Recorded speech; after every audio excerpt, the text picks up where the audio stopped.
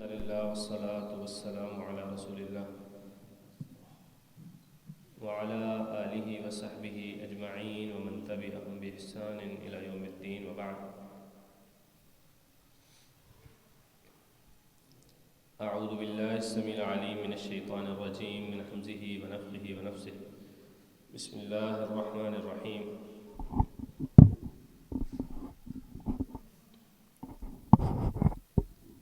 یا ایہا الذین آمنوا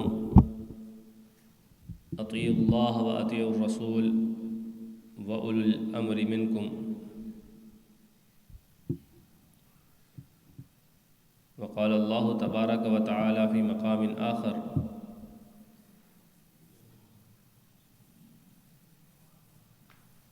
یا ایہا الذین آمنوا اطیعوا اللہ واطیعوا الرسول ولا تبطلوا اعمالکم.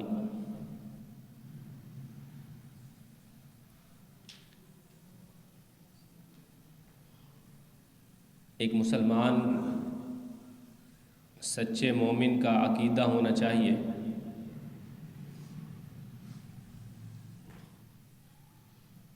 کہ اللہ رب العزت نے نبی کریم صلی اللہ علیہ وسلم کے ذریعے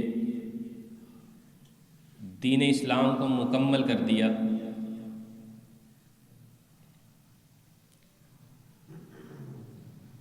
اس میں کسی قسم کی کمی بیشی کی گنجائش نہیں ہے.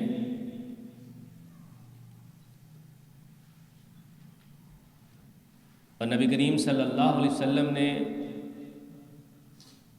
اپنی تبلیغ کا حق ادا کیا ہے. ایسا نہیں کہ آپ صلی اللہ علیہ وسلم نعوذ باللہ کوئی چیز بھول گئے ہوں. اللہ رب العزت نے نبی کریم صلی اللہ علیہ وسلم کو تب تک اس دنیا میں رکھا جب تک دین مکمل نہیں ہو سکا. جیسے ہی دین مکمل ہوا نبی کریم صلی اللہ علیہ وسلم نے اپنا فرض ادا کر دیا. اللہ رب العزت نے نبی صلی اللہ علیہ وسلم کو بلا لی. اللہ رب العزت نے قرآن پاک میں فرمایا کہ الیوم اکملت لکم دینکم واتممت علیکم نعمتی ورضیت لکم الاسلام دینا.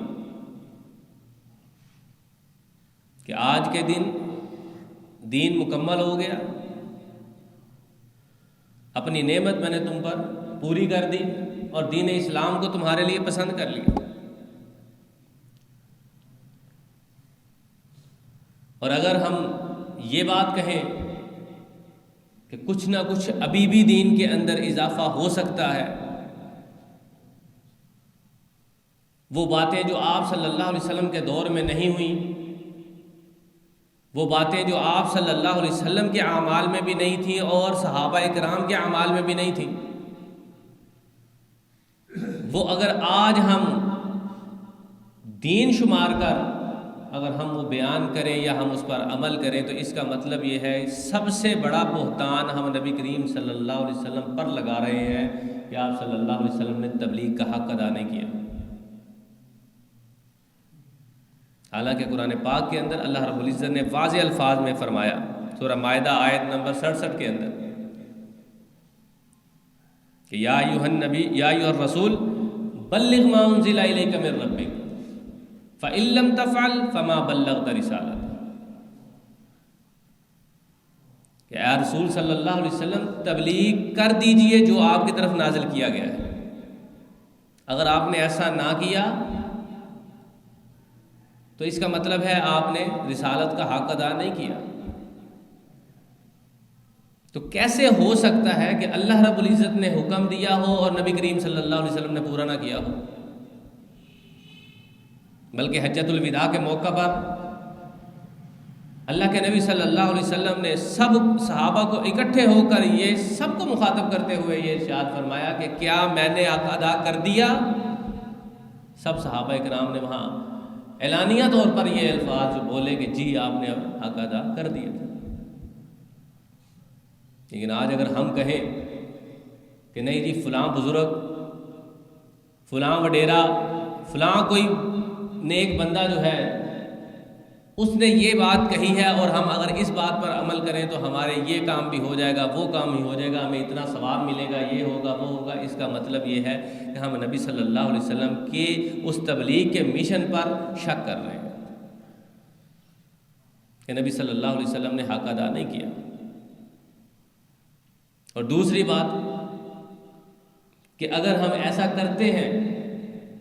تو جیسے سورہ حجرات کی پہلی آیت ہے کہ یا ایھا الذین آمنوا لا تقدموا بین یدی اللہ ورسولہ، اللہ اور اللہ کے رسول سے آگے نہیں بڑھنا، اس کا مطلب یہ ہے ہم آگے بڑھنے کی کوشش کر رہے ہیں۔ دو چیزیں ہو گئی،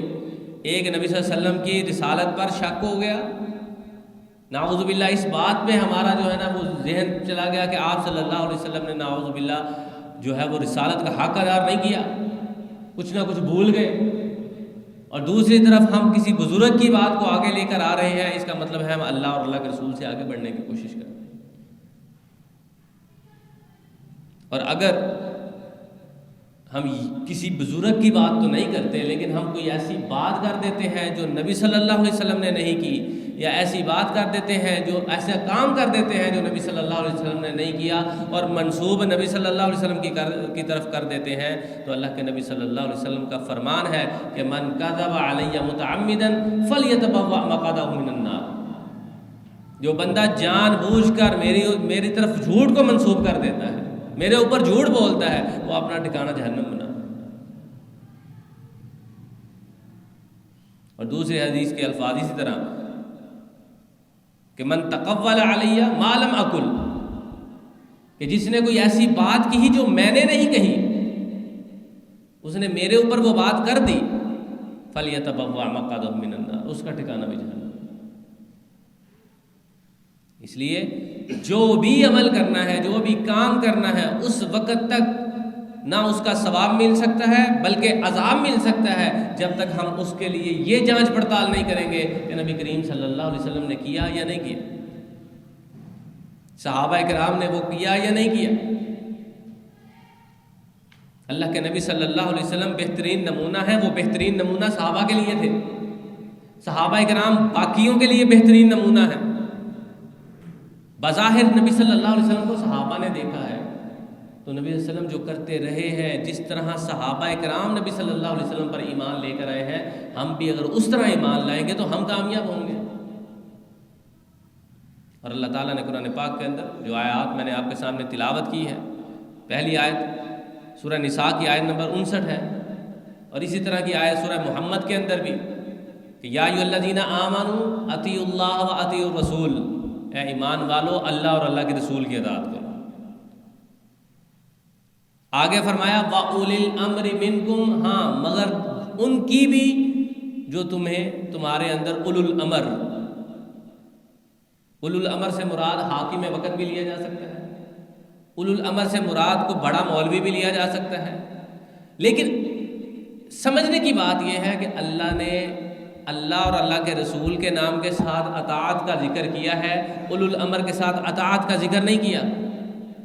اس سے ایک بات یہ بھی سمجھ آتی ہے کہ اولو الامر کی بات جب تک اللہ اور اللہ کے رسول کے مطابق ہے تب تک ماننی ہے۔ اگلے الفاظ ہیں فَإِن تَنَازَعْتُمْ فِي شَيْءٍ فَرُدُّوا إِلَى اللَّهِ وَالرَّسُولِ،